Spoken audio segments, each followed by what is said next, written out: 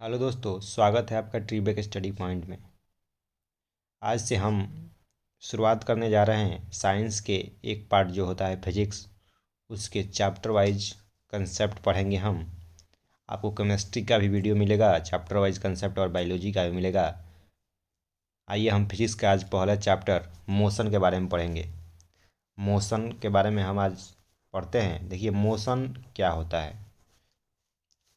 Motion को हम कुछ ऐसे डिफाइन कर सकते हैं कि अगर मान लीजिए कोई वस्तु ए है जो समय t1 पे ये पॉइंट ए पर है, और समय t2 पर वो पॉइंट बी पर अगर चली जाती है, तो हम ये समझते हैं कि समय के रिस्पेक्ट में, यानी समय के सापेक्ष में वस्तु के स्थिति में बदलाव हुआ।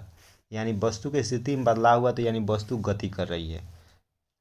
तो इसका डिफिनीशन हमारा जो यहाँ पे लिखा हुआ है, आइए हम देखते हैं स्लाइड में, कि जब किसी वस्तु के स्थिति में समय के सापेक्ष परिवर्तन देखा जाता है तो उसे गति कहते हैं। यानी समय के सापेक्ष परिवर्तन देखा जाए, मतलब एक समय में वस्तु यहाँ पे है, पॉइंट इस पॉइंट पे, और दूसरे समय में वस्तु इस पॉइंट पे चले जाए, तो समय के अनुसार वस्तु के पोजीशन में बदलाव हो रहा है, यानी तो वस्तु गति कर रही है, यानी मोशन कर रही है। तो मोशन का हमारा ये इसमें इसका फर्स्ट जो पॉइंट है उसको पढ़ेंगे हम, कि दूरी। दूरी हमारा फर्स्ट पॉइंट पढ़ेंगे। तो दूरी क्या होता है? तो दूरी होता है, डिफिनीशन बोल रहा है कि दो बिंदुओं के बीच की लंबाई को दूरी कहते हैं। यानी अगर पॉइंट यहाँ पे ए है, यहाँ से पॉइंट बी यहाँ पर है, इसके बीच के लंबाई को ही हम दूरी कहते हैं। दूरी के बारे में और कुछ कह रहा है कि दूरी एक अदिश राशि है।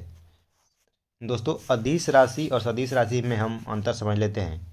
अदिश राशि जो होता है, अदिश राशि, अदिश राशि में सिर्फ द्रव्यमान होता है, लेकिन सदिश राशि में द्रव्यमान के साथ साथ दिशा भी होता है। यानी द्रव्यमान प्लस दिशा दोनों होता है। तो ये होता है अदिश और सदिश। तो आशा करता हूँ अदिश और सदिश का आपका कंसेप्ट जो क्लियर हो गया होगा। तो यहाँ पे जो दूरी है वो अदिश राशि है, और यह कभी भी शून्य नहीं हो सकती। दूरी कभी शून्य नहीं हो सकती। मतलब कि आप अगर किसी पॉइंट से किसी पॉइंट के बीच में अगर दूरी नापते हैं तो उसके बीच में कुछ ना कुछ दूरी होगा ही, वो शून्य कभी नहीं हो सकती। और इसका मात्रक, मतलब कि जो आप लंबाई का मात्रक लेते हैं वही इसका भी मात्रक होता है। यानी मीटर में हम नाप सकते हैं, ये सही मात्रक हो गया। आप इसको सेंटीमीटर यानी सीजीएस यूनिट में सेंटीमीटर को कह सकते हैं। किलोमीटर में भी हम बड़े यूनिट के लिए नापते हैं। और इसका बीमा हम देखें तो सिर्फ मीटर जब होता है इसका यूनिट, तब हम बीमा निकालते हैं जो ML/T पे। यहाँ पे तो मास है नहीं, यानी मास जीरो है। एल जो है, जो मीटर यहाँ पे दिया है, एल एक है, टी भी जीरो है। यानी तो सिर्फ इसको हम इतना कह सकते हैं, या इसको हम डायरेक्ट हम सिर्फ एल कह सकते हैं। ये दोनों में से कोई एक कह सकते हैं। या तो ये कह सकते हैं, ऑप्शन में आपको ये मिल जाएगा। अगर दोनों, अगर इसका डायमेंशन पूछता है दूरी का, तो ऑप्शन में आपको ये मिल सकता है या ए मिल सकता है। दोनों आंसर हो सकता है, पॉसिबल है दोनों आंसर। अगला जो इसके बारे में पॉइंट दिया है कि जब किसी वस्तु की वितीय मार्ग पर गति करती है तो उसके द्वारा तय की गई दूरी d बराबर 2πr/n होता है। इसका अर्थ ये कह रहा है कि अगर ये वृत्त हुआ, इसका अगर हम ये सेंटर हम मान लें, तो सेंटर से दूरी त्रिज्या कहलाती है। अगर n चक्कर लगाता है तो दूरी का फार्मूला दिया हुआ है। तो मान लीजिए कि एक चक्कर में, मतलब कि इसका सरकमफ्रेंस जो होगा, परिधि होगा, वही होगा दूरी। तो इसका जो परिधि होता है 2πr होता है। अगर आप एक चक्कर लगाते हैं तो 2πr दूरी तय किए। अगर आप n चक्कर लगाते हैं तो 2πrn दूरी तय कीजिएगा। तो यही जो फार्मूला यहाँ पे दिया हुआ है। उसके बाद एक क्वेश्चन यहाँ पे दिया हुआ है, उसका हम सॉल्यूशन देखेंगे। क्वेश्चन कह रहा है कि 4 मीटर त्रिज्या वाले वृत्तीय पथ पर कोई साइकिल 20 चक्कर लगाता है तो दूरी क्या होगी। तो ये वृत्तीय पथ हो गया, इसका जो त्रिज्या है वो 4 मीटर है, और 20 चक्कर लगाता है। तो फार्मूला हमारा जो था कि d बराबर 2πr, आर दिया है 4, अब 20 चक्कर दिया है, यानी 20 से हम मल्टीप्लाई कर देंगे तो हमारा आ जाएगा 160 पाई। तो हमारा ये आंसर हो जाएगा। आइए हम अगला जो पॉइंट दिया हुआ है उसको हम समझते हैं। अगला जो पॉइंट दिया हुआ है विस्थापन। विस्थापन किसे कहते हैं? तो विस्थापन का पहले हम इसके अनुसार हम डिफिनीशन क्या बोल रहा है स्लाइड में, कि दो बिंदुओं के बीच न्यूनतम दूरी को विस्थापन कहते हैं। जैसे मान लीजिए कि एक बिंदु यहाँ हो गया, ये पॉइंट ए है, अब पॉइंट एक यहाँ पे बी है। यहाँ पे ए से बी जाने के लिए हमें नंबर ऑफ पाथ यानी रास्तों की अगर हम संख्या देखें तो ए से बी जाने के लिए जो रास्तों की संख्या अनगिनत हो सकती है। अगर हम चाहें तो ऐसे ऐसे ऐसे बी तक पहुंच सकते हैं, हम ऐसे ऐसे ऐसे बी तक पहुंच सकते हैं। लेकिन डिस्प्लेसमेंट यानी विस्थापन उसे कहते हैं कि शॉर्टेस्ट दूरी, यानी किसी भी दो पॉइंट के बीच की शॉर्टेस्ट दूरी को ही हम विस्थापन कहते हैं। यानी ये जो इनिशियल पॉइंट था, यानी जो शुरुआती बिंदु था और अंतिम बिंदु के बीच की सबसे छोटी दूरी को ही विस्थापन कहते हैं। अब विस्थापन में ये होता है कि जो दूरी हो रहा था वो सिर्फ पॉजिटिव हो रहा था, लेकिन यहाँ पे विस्थापन जो होगा, विस्थापन जीरो भी हो सकता है, विस्थापन जीरो भी हो सकता है, विस्थापन निगेटिव भी हो सकता है, विस्थापन पॉजिटिव भी हो सकता है। आइए हम इस तीनों का कंडीशन आपको हम समझा देते हैं। जैसे मान लीजिए जीरो कब विस्थापन होगा, आप एक पॉइंट पे से चलें, पॉइंट ए से, फिर यहाँ गए, यहाँ गए, यहाँ गए और फिर उसी पॉइंट पे आ गए, मतलब कि जो आपका इनिशियल पॉइंट था वही लास्ट में आपका फाइनल पॉइंट है। इसका अर्थ है कि आपने डिस्प्लेसमेंट जीरो तय किया, इनिशियल पॉइंट और फाइनल पॉइंट के बीच की दूरी जीरो है, इसीलिए आपका यहाँ पे विस्थापन जीरो हुआ। अब मान लीजिए निगेटिव कैसे होगा, तो मान लीजिए किसी पॉइंट यहाँ से चले, आप आगे गए और फिर पीछे आकर इसके पीछे चले गए, तो इसका मतलब आप निगेटिव में जा रहे हैं। तो निगेटिव में गए तो यहाँ पे आपको विस्थापन निगेटिव हो जाएगा। अब पॉजिटिव तो आप समझ ही रहे हैं कि पॉइंट इतना से आप चल के यहाँ चल गए, तो इनकी दूरी, इनके बीच का विस्थापन जो हो गया ये इसकी लंबाई के बराबर हो गया, शॉर्टेस्ट लंबाई हो गया। तो आपने विस्थापन समझ लिया। हम अगला पॉइंट जो समझेंगे हमारा जो है, इससे रिलेटेड कुछ क्वेश्चन है, उसका हम सॉल्यूशन देख लेते हैं। पहला जो क्वेश्चन है बोल रहा है कि 35 किलोमीटर की रफ्तार से एक गेंद 40 मीटर ऊंचाई पर फेंका जाता है, उसके द्वारा तय की गई विस्थापन एवं दूरी का अनुपात क्या होगा। अगर कोई बॉल है, इसको 35 किलोमीटर पर आवर के स्पीड से ऊपर फेंका जाता है 40 मीटर, तो मान लीजिए 40 मीटर ऊपर गया होगा, तो फिर ये जो ग्रेविटी के कारण फिर से 40 मीटर नीचे आएगा, यानी इसकी टोटल दूरी कितना हो गई। अगर हम टोटल डिस्टेंस निकालें इसकी, तो 40 मीटर तो ऊपर गया, फिर 40 मीटर आया, यानी 80 मीटर की ये दूरी हो गई। लेकिन हम विस्थापन देखें तो इनिशियल पॉइंट ये अर्थ सरफेस था, यानी धरती के पर से ही ये फेंका गया था। अब फाइनल पॉइंट अर्थ सरफेस ही है, यानी इनिशियल पॉइंट और फाइनल पॉइंट सेम है। इसका मतलब कि जो डिस्प्लेसमेंट हमारा जो हुआ है वो जीरो हुआ है, यानी विस्थापन जो हुआ है वो जीरो हुआ है।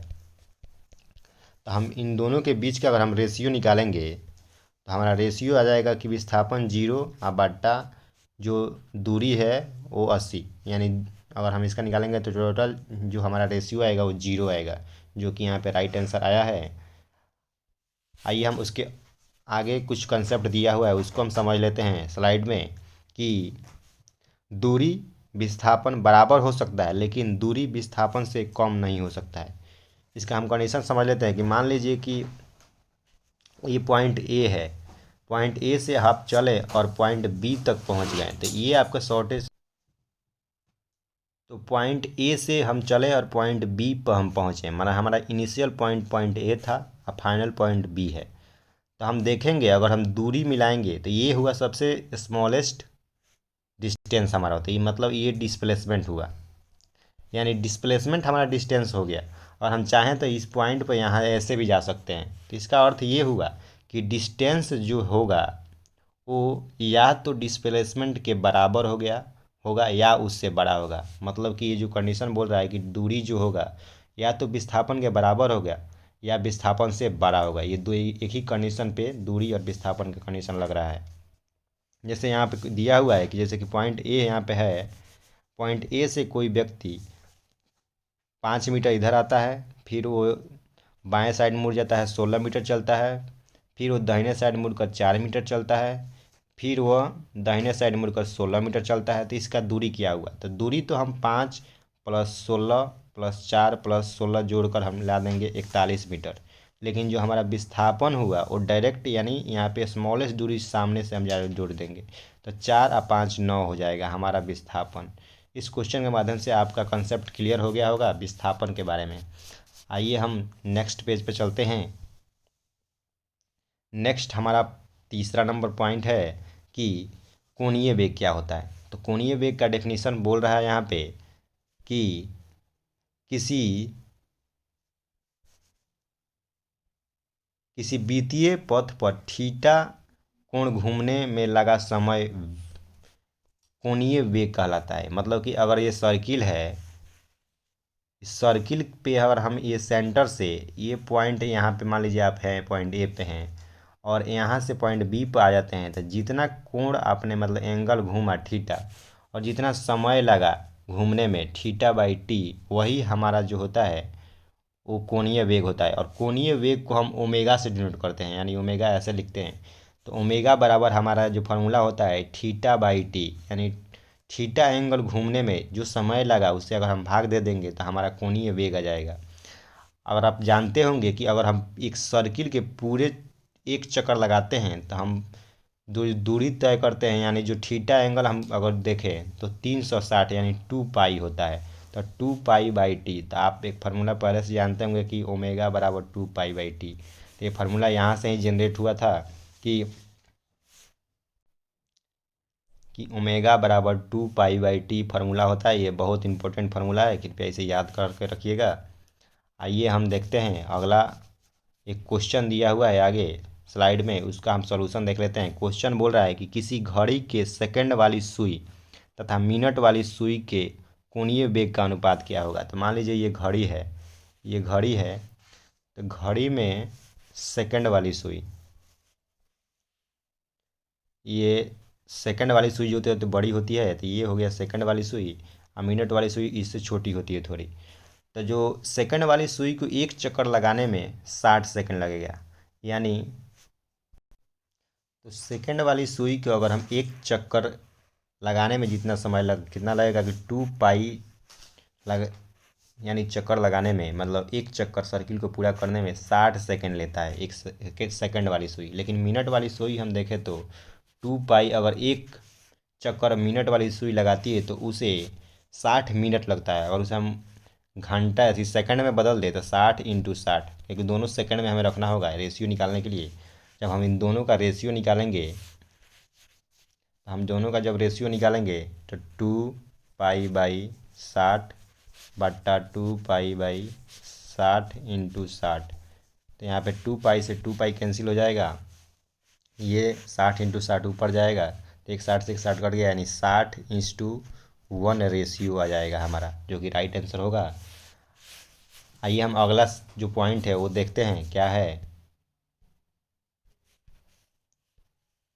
कि रेखीय वेग तथा कोणीय वेग में संबंध। मतलब रेखीय वेग जो होता है और कोणीय वेग में संबंध क्या है। रेखीय वेग मतलब कि लीनियर वेलोसिटी जो हम जानते हैं कि डिस्प्लेसमेंट बाई टाइम होता है, यानी विस्थापन बाई समय जो होता है वो रेखीय वेग। और कोणीय वेग आप अभी समझे हैं कि θ/t होता है। इनके बीच का संबंध जो होता है v = r⍵। यहाँ पे v जो है ये वेग है, r जो है रेडियस यानी त्रिज्या है, और ओमेगा जो है कोणीय वेग है।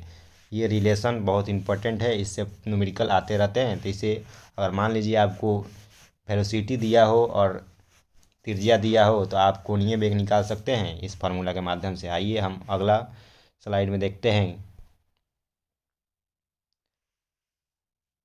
अगला स्लाइड में हमारा पॉइंट है कि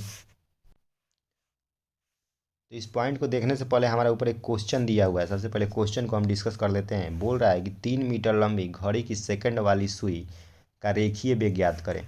यानी ये घड़ी है जिसकी सेकंड वाली सुई जो है वो 3 मीटर लंबी है। तो 3 मीटर लंबी है तो उसका रेखीय वेग निकालना है हमें। तो भी अभी हम रिलेशन पढ़े हैं, v = r⍵ होता है। तो हमारा r जो 3 दिया हुआ है, ओमेगा हम निकालेंगे तो ओमेगा होता है एक चक्कर लगाने में ये 2 पाई दूरी तय करेगी, और बट्टा हो जाएगा समय कितना लेगी एक चक्कर लगाने में 60 सेकंड। हम 60 से यहाँ पे भाग दे देंगे। जब इसका हम सॉल्यूशन निकालेंगे तो हमारा आ जाएगा आपका कि 3 × 2 पाई/60। तो हमारा ये 20 मरतबे कटेगा, ये 2 से 10 मरतबे, यानी पाई/10 हमारा आ जाएगा। पाई/10 इसका राइट आंसर आ जाएगा, ये जो क्वेश्चन दिया हुआ है। आइए अब अगले जो पॉइंट है उसको हम समझ लेते हैं। अगला जो पॉइंट हमारा स्पीड यानी चाल दिया हुआ है। तो चाल आप जानते होंगे कि चाल बराबर दूरी बटा समय होता है। तो दूरी को हम मीटर में नापते हैं और समय को हम सेकंड यानी मीटर पर सेकंड।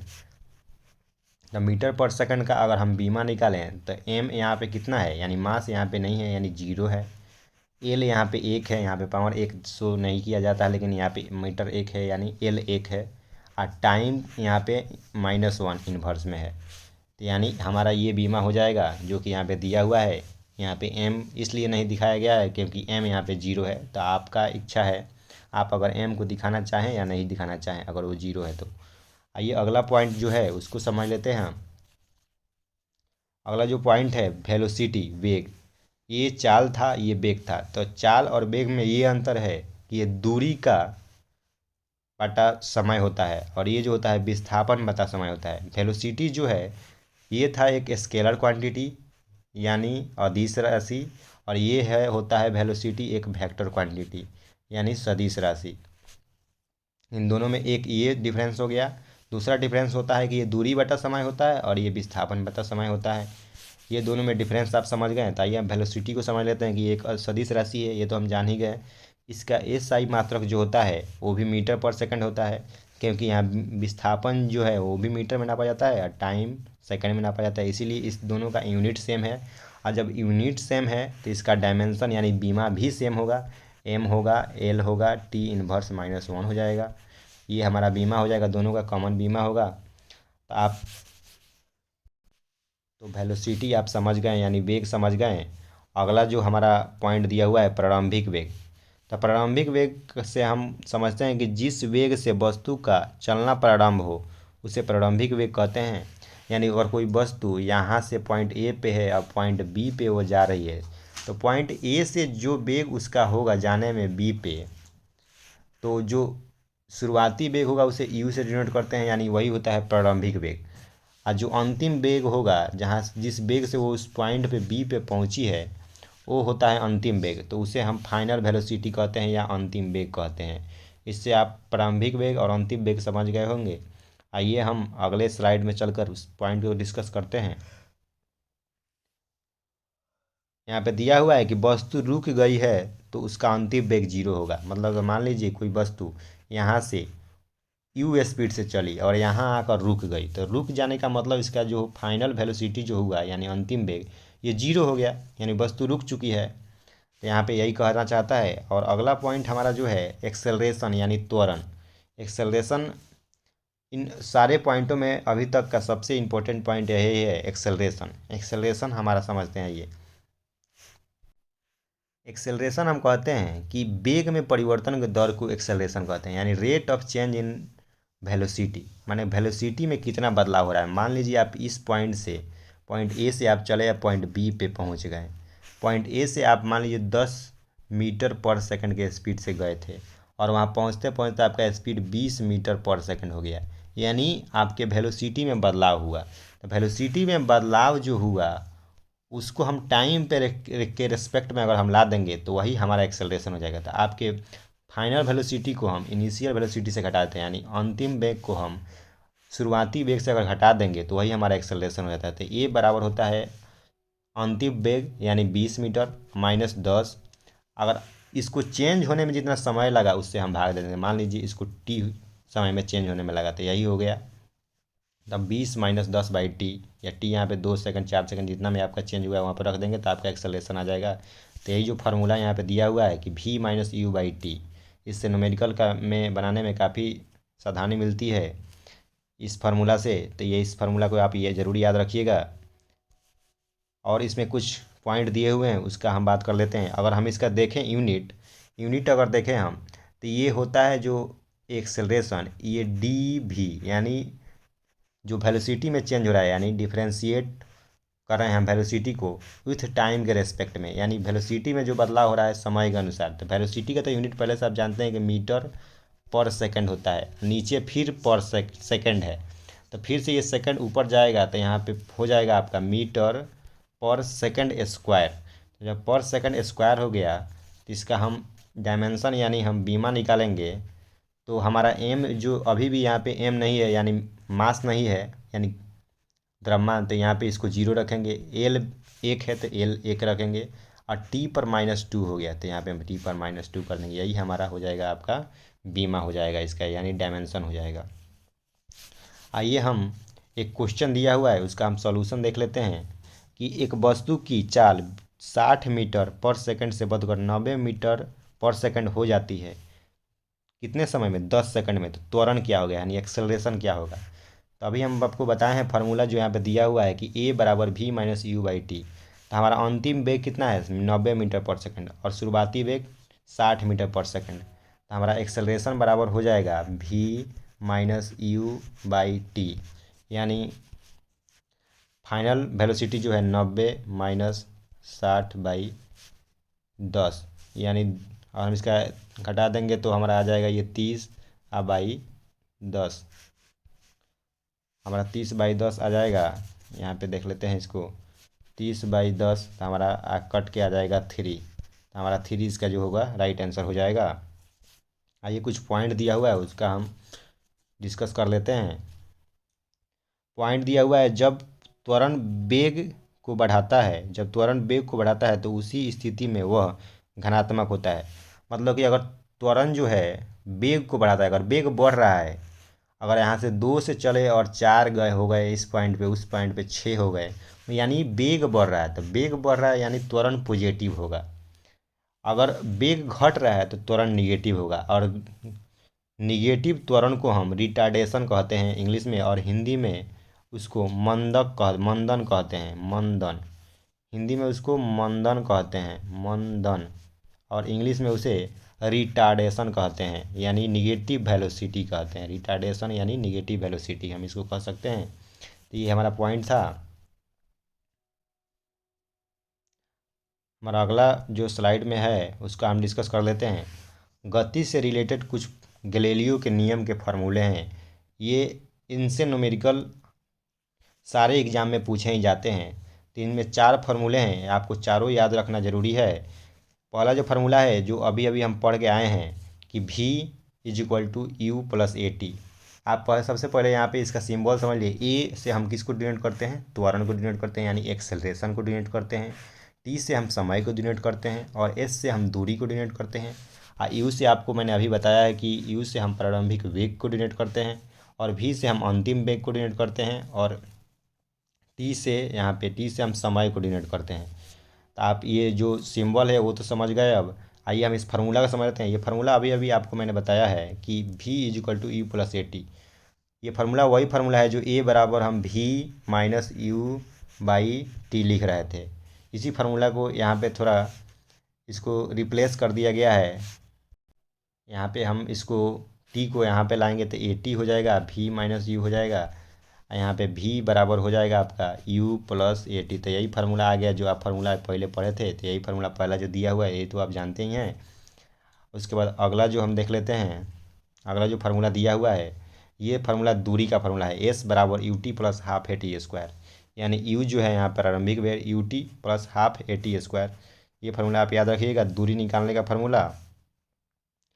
तीसरा जो फार्मूला है v² = u² + 2as। यहाँ पे v जो फाइनल है वेलोसिटी यानी अंतिम वेग, ये शुरुआती वेग, और 2 × a जो है एक्सेलरेशन यानी त्वरण, और s जो है दूरी। यहाँ से आप इनमें से अगर कोई 3 में से 2 दिया है तो आप 4 में से 3 दिया है तो आप 1 निकाल सकते हैं। और अगला जो फार्मूला है ये फार्मूला थोड़ा कॉम्प्लिकेटेड सवालों में आता है, नॉर्मल सवालों में तो नहीं आता है, कि st बराबर यहाँ पे st है, यानी जैसे क्वेश्चन दे देगा कि एक पॉइंट से वस्तु जा रही है पॉइंट बी तक, तो उसका जो आपको एक्सेलरेशन दे देगा यानी त्वरण दे देगा। तो ये पॉइंट ए और बी के बीच में हमें जाने में, मान लीजिए u स्पीड से यहाँ शुरू किए और एक्सेलरेशन a है, तो क्वेश्चन यहाँ से आएगा कि अगर 5वां सेकंड में हम किस दूरी पे हैं, मतलब 5वां सेकंड में हमने कितना दूरी तय कर लिया है। यहीं से ये क्वेश्चन आएगा। एस टी फार्मूला बराबर हो जाएगा एस टी बराबर you plus A by two T minus one हो जाएगा ये फार्मूला। आइए हम आगे के स्लाइड में देखते हैं कि क्या हमें डिस्कस करना है। गुरुत्वाकर्षण के विरुद्ध गति। गुरुत्वाकर्षण के विरुद्ध गति को हम डिस्कस करते हैं कि जब हम पृथ्वी की सतह को छोड़कर ऊपर हवा में गति करते हैं तो वह गति गुरुत्वाकर्षण के अधीन होती है। तो यहाँ पे हमें ये जानना है कि मान लीजिए कोई हम वस्तु, जैसे हाथ में कोई वस्तु लिए हैं, इसको ऊपर फेंक देते हैं, तो जब ये ऊपर जाती है तो ये ग्रेविटी जो है, यहाँ पे ग्रेविटी के अपोजिशन में जा रही है, यानी अपोजिट में जा रही है। तो यहाँ पे हम एक्सेलरेशन जो होता है वो निगेटिव लेंगे। और अगर ग्रेविटी से ये गई और फिर तो नीचे आएगी ही, तब नीचे आएगी ऊपर से, तो यहाँ पे एक्सेलरेशन हम पॉजिटिव में लेंगे, यानी त्वरण हम पॉजिटिव में लेंगे। यही दो बात आपको यहाँ से जानकारी मिलेगी। आइए हम इसके पॉइंट को पढ़ लेते हैं कि गुरुत्वाकर्षण की गति गुरुत्वीय जी का मान होता है 9.8 मीटर पर सेकंड स्क्वायर। ये आप जानते होंगे। जब हम पृथ्वी के सतह से ऊपर की ओर जाते हैं तो जी का मान निगेटिव होता है। तो अभी आपको हमको बोले हैं, इसे ट्रिक से याद रखिए कि हमारी ये पृथ्वी है, इससे आप इसके अपोजिट में जाइए, कोई भी वर्क कीजिएगा, कोई भी बॉल फेंकिए, चाहे जो भी फेंकिए, तो इसके अपोजिट में जब आप फेंकिएगा तो जी को आपको निगेटिव लेना होगा।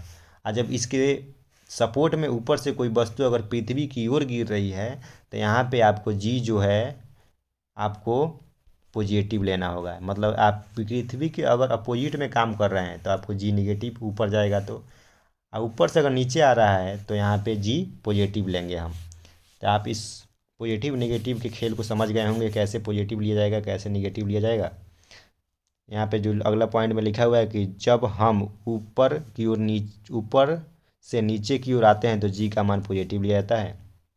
जैसे कि ये फार्मूला जो दिया है ये दोनों के लिए लागू हो सकता है। यहाँ पे जो v equal to u plus g t दिया हुआ है, तो यहाँ पे हम ये ऊपर के लिए, ऊपर से कोई वस्तु नीचे आ रही है तो उसके लिए फार्मूला है दिया हुआ है कि ऊपर से कोई वस्तु नीचे आ रही है तो हमारा जी जो होगा वो पॉजिटिव होगा। तो यहाँ पे ए के जगह हम जी लिख दिए हैं। तो देखिए यहाँ एस बराबर U T plus half G T square लिख दिए हैं।